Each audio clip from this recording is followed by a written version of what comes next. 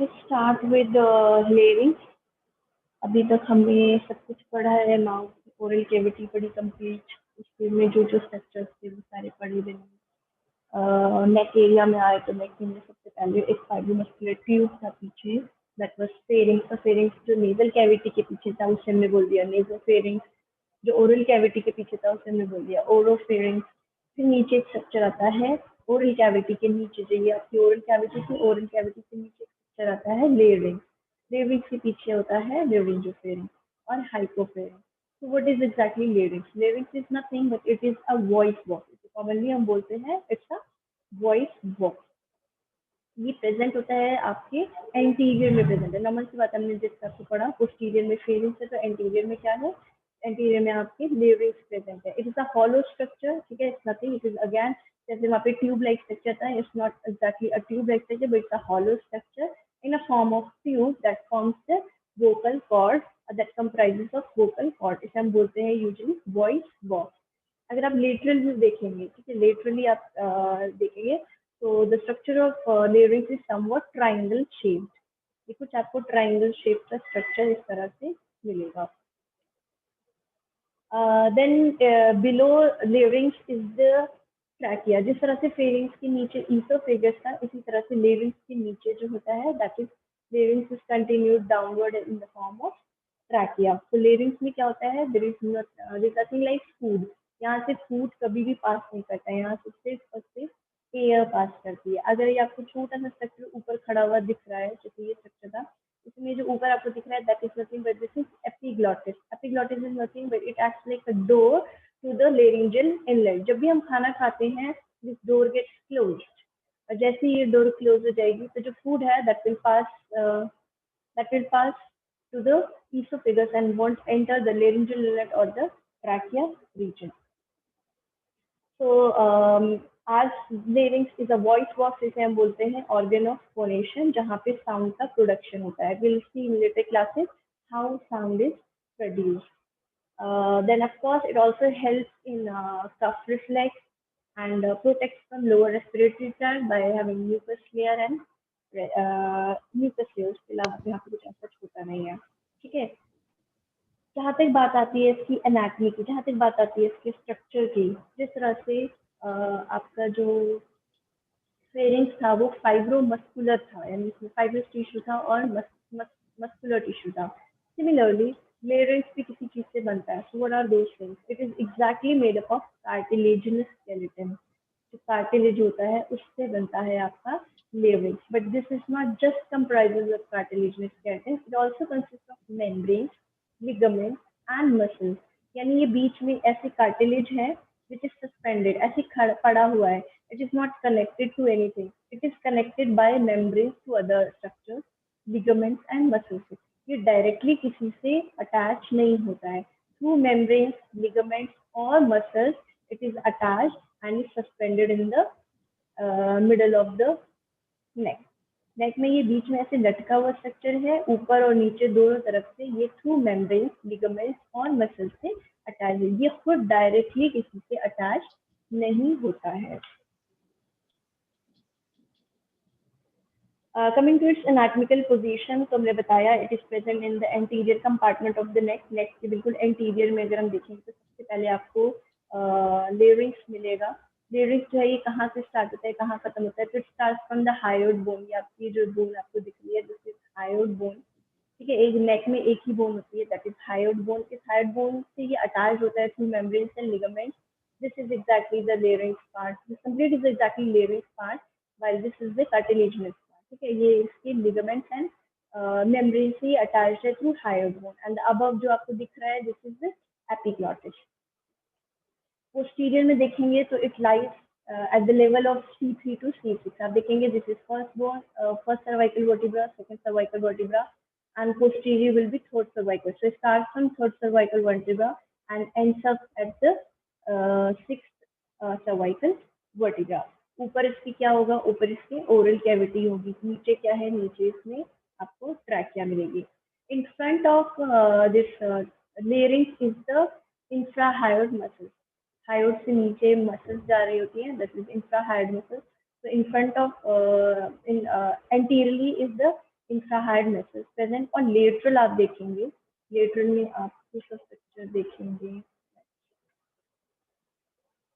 so आप ये देखेंगे this is a thyroid gland. So laterally you have lobes of thyroid gland and anteriorly you have infrahyoid muscle। Posterior में क्या हो जाएगा, नॉर्मल सी बात है, पोस्टीरियर में एक तो फेरिंक्स है या फिर नीचे से ईसोफेगस स्टार्ट हो जाएगा। Oesophagus start at the level of C6, तो somewhere here at the cricoid cartilage, नीचे जो कार्टिलेज होती है this is called cricoid cartilage, at the level of cricoid cartilage there is oesophagus. So posteriorly we have either we can say we have pharynx और we have oesophagus. Next is इसकी एक clinical importance है कि पीछे oesophagus है। What is the clinical importance? Clinical importance इसकी ये है कि जब भी हम इंट्यूबेशन करते हैं, व्हाट इज इंट्यूबेशन? इंट्यूबेशन होता है जब भी किसी को हम बाहर से ट्रैकियल इंट्यूबेशन करते हैं, यानी कोई पाइप डाल रहे हैं फॉर एयर। अगर किसी patient is unable to breathe तो हम उसको बाहर से पाइप डालते हैं, ठीक है। दैट पाइप हम डालेंगे साथ साथ लेयरिंग से डालेंगे, क्योंकि लेयरिंग नीचे कहाँ पे कंटिन्यूड है, लेयरिंग कंटिन्यूड हो जाता है नीचे इनटू अ ट्रैकिया। तो ये थायराइड कार्टिलेज है, दिस इज क्रिकॉइड कार्टिलेज, जो भी हम देखेंगे कौन सा। इन between these two cartilage is a small membranous structure. तो नॉर्मल सी बात है, मेम्ब्रेन में और कार्टिलेज में फर्क होता है। कार्टिलेज जैसे अब आपका लोब्यूल होता है, ईयर लोब्यूल होता है, तो आप पियर्सिंग कहाँ पे करवाते हैं, या पियर्सिंग में दर्द कहाँ नहीं होता है, वहां पे नहीं होता है जहाँ पे कार्टिलेज पार्ट नहीं है, that is your lobule area. जो सबसे नीचे का पार्ट है लोब्यूल बोलते हैं, वहाँ पे it is non cartilaginous, it's just connective tissue. और अगर ऊपर आप यहीं पे करवाएंगे तो वो पेनफुल कंडीशन होती है। वाई? क्योंकि वहाँ पे आपका कार्टिलेज है, which is a hard structure which is clearly palpable to you. अगर आप अपने ईयर को पाल्पेट करेंगे फिर सी लोब्यूल बहुत सॉफ्ट है, क्योंकि वहाँ कोई कार्टिलेज नहीं है। अबव आप जाएंगे तो आपको वहाँ पे कार्टिलेजिनस मिलेगा, that is a strong point. तो in between these two cartilage is a membrane और अ लिगामेंट, ठीक है, जिसमें से हम पास करते हैं आपका ट्रैकियल ट्यूब। तो during passing this tracheal tube, क्योंकि इसी के पीछे क्या है, इसी के पीछे स्टार्ट हो जाता है आपका ईसोफेगस। तो हम इसको बहुत ही टाइट से प्रेस करते हैं एट क्रिकॉइड कार्टिलेज, हम बहुत टाइट से प्रेस करते हैं so that regurgitation now. What is regurgitation? Regurgitation is वापस आना। किसका वापस आना? गैस्ट्रिक कंटेंट का। अगर आपने कुछ खाना खाया हुआ है, नहीं खाया है तो होपफुली नहीं आएगा, पर तब भी आ जाता है, एसिड कंटेंट आ जाता है। बट अगर आपने खाना खाया है, पेशेंट ने थोड़ी देर पहले खाना खाया है, तो डाइजेस्ट नहीं हुआ है, वो अभी आगे नहीं बढ़ा है, it is present still in the stomach, तो देर आर पेशेंट तो लेटा ही होगा, सो देर आर चांसेस कि जो आपका गैस्ट्रिक कंटेंट है वो ऊपर आके आपके अंदर से, क्योंकि बंद सिर्फ यहाँ से होता है, पीछे से नहीं होता है बंद, हमेशा सिर्फ यहीं से होगा, ठीक है। तो देर आर चांसेस कि वो आपका जो गैस्ट्रिक कंटेंट है वो रिगर्जिटेट कर जाए and will go into the air passage. और एयर पैसेज में अगर गैस्ट्रिक कंटेंट चला जाता है तो ऑफकोर्स वहाँ पे इरिटेशन होगी, इरिटेशन होगी तो वहाँ पे जो भी वहाँ का एनवायरनमेंट है वो चेंज होगा, एनवायरनमेंट चेंज होगा तो इन्फेक्शन के चांसेस बढ़ जाते हैं। तो this during this process, that is during emergency intubation, Salix maneuver is performed. What is Salix maneuver? हम cricoid cartilage को बहुत ही tightly press करते हैं so that there is no regurgitation of gastric content.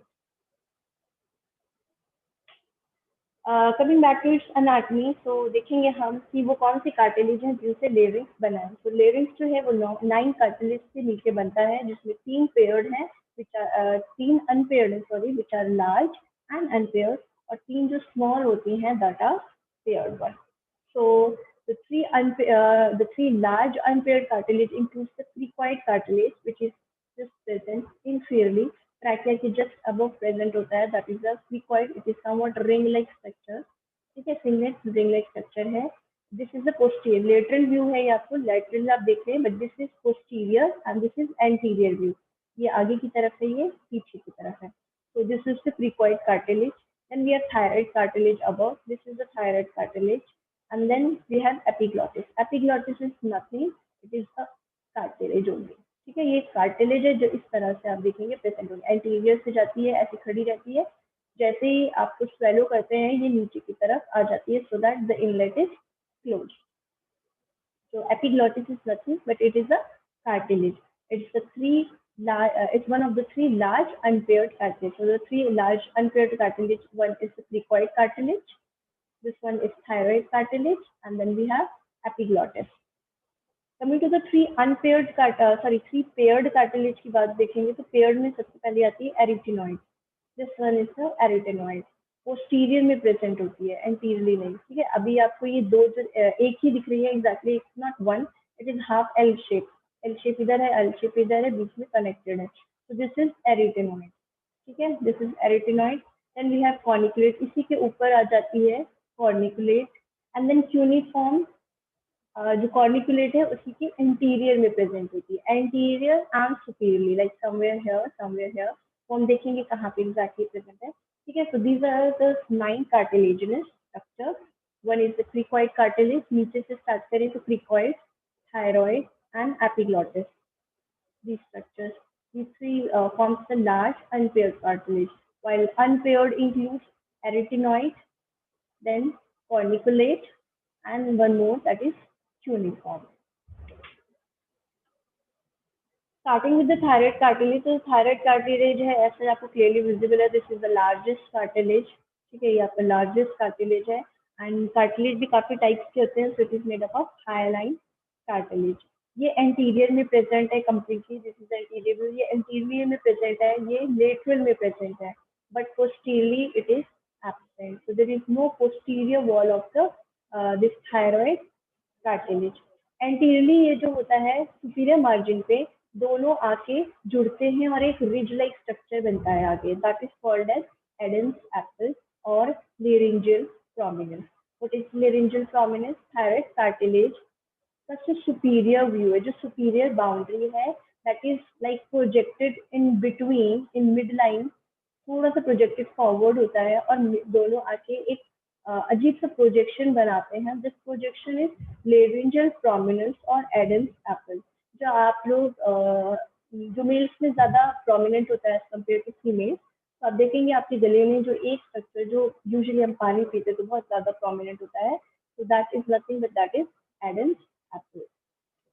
Then thyroid cartilage have two horns, superior and inferior horn on each side.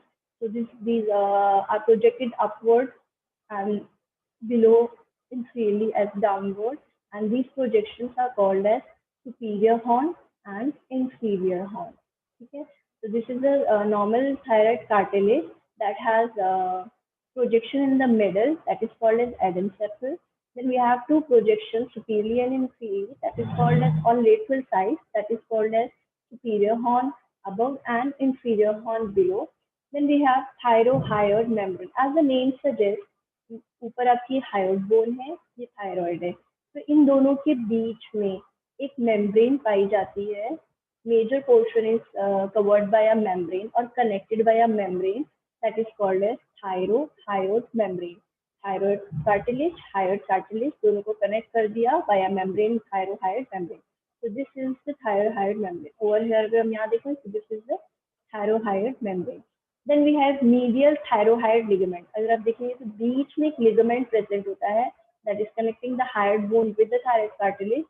So this is called as medial thyroid ligament. This one is medial thyroid ligament connecting the Adam's apple, or we can say laryngeal prominence, with the hyoid bone. Similarly, we have lateral thyroid ligament. Lateral thyroid ligament जो होते हैं, that connects the posterior part of the hyoid with the superior horn of the cartilage. Cartilage में भी पढ़ा था lateral में superior horn होता है. So this superior horn is connected to the hyoid bone with the ligament that is called as lateral. Because this is present laterally, so we call it lateral thyroid ligament. So these are some of the structures that are found in thyroid cartilage. We'll see here, you have Adam's apple, ऐसे आगे की तरफ थोड़ा सा projected है in the mid line, बीच में बिल्कुल, that is called as Adam's apple, clearly palpable and visible mostly in boys whenever, at least whenever a person is drinking. Then this is thyroid cartilage के दो पार्ट है. Posterior में कुछ भी नहीं होता है, it is present anteriorly and laterally, and it's devoid in posterior wall. So it forms superior horn and inferior horn on its lateral side.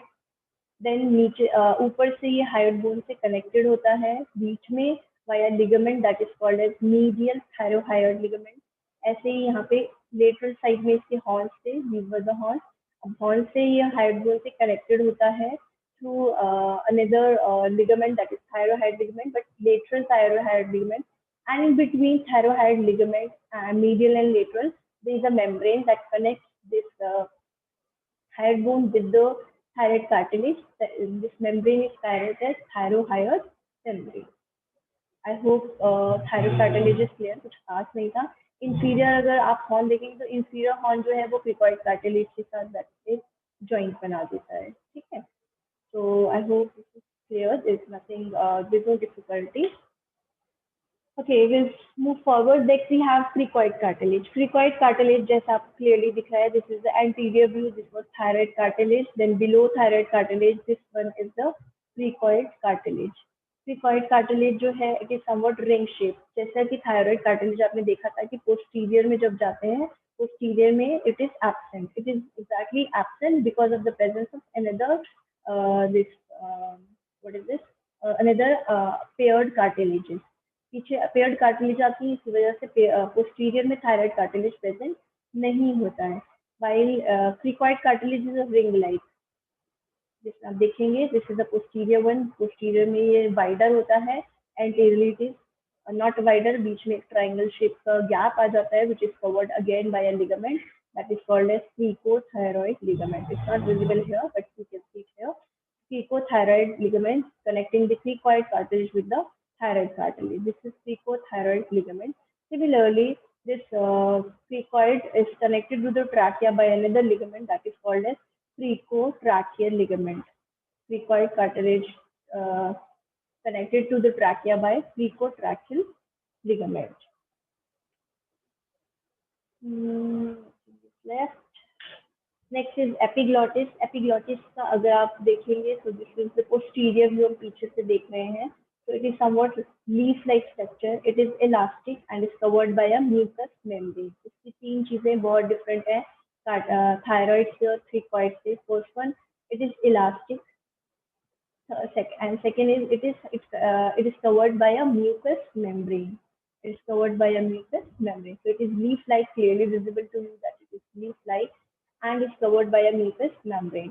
But it is connected to the thyroid this cartilage by a ligament that is called as thyroepiglottic ligament. याद करने में कोई बड़ा मसला नहीं आना चाहिए. मैं हमेशा बोलती हूँ एनाटॉमी ज्यादातर जो है डायग्राम से याद किया करो. डायग्राम याद करो और उसकी प्रैक्टिस करो. You don't have to learn all this. ठीक है, एनाटॉमी में हर चीज सिर्फ रटना होता है, लेकिन अगर आप समझ के कुछ करना चाहते हैं तो you have to learn the diagram. Diagram याद कर लो, आप अपने आप बता दोगे कि ये इससे कनेक्टेड है, ये फर्दर इससे कनेक्टेड है. नाम बहुत आसान है. Epiglottis and this one is thyroid cartilage, दोनों connected है, so we are calling this ligament as thyroepiglottic ligament. ठीक है. another फिर ये ऊपर हायोड बोन होती है, सॉरी हायोड बोन होती है, उससे कनेक्टेड होता है वाया हायोएपिग्लॉटिक ligament. ठीक है, so these are the two ligaments that attach the epiglottis with the thyroid and the epiglottis. Okay, next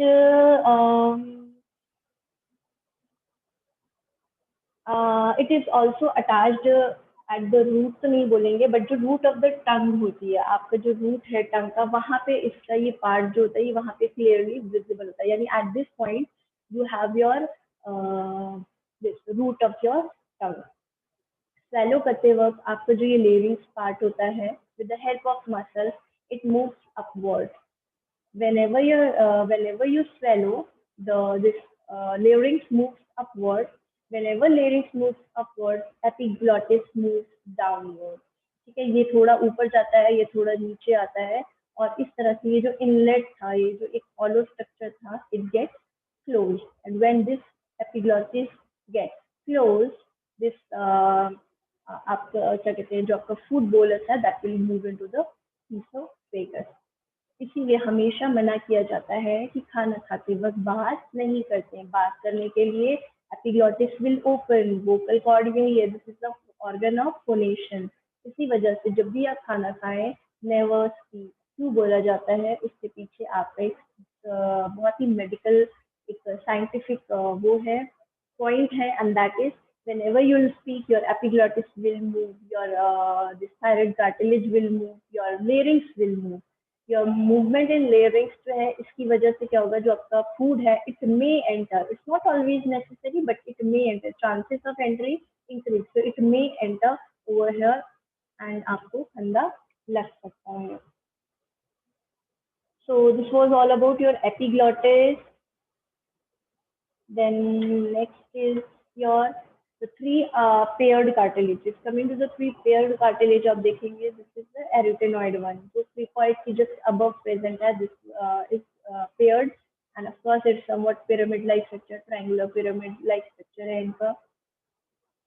It is present on superior-lateral aspect of the vertebral. Cricoid cartilage की superior है, normal सी बात है, and laterally present है, यानी ये आपका इस side है, इस साइड दोनों तरफ प्रेजेंट होगा.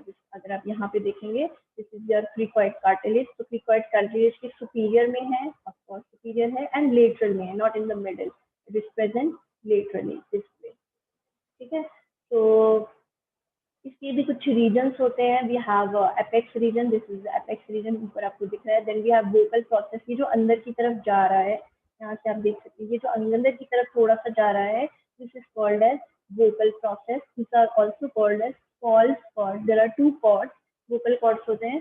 तो vocal processes forms the false chord, इसे false chord भी बोला जाता है. And then we have lateral muscular processes.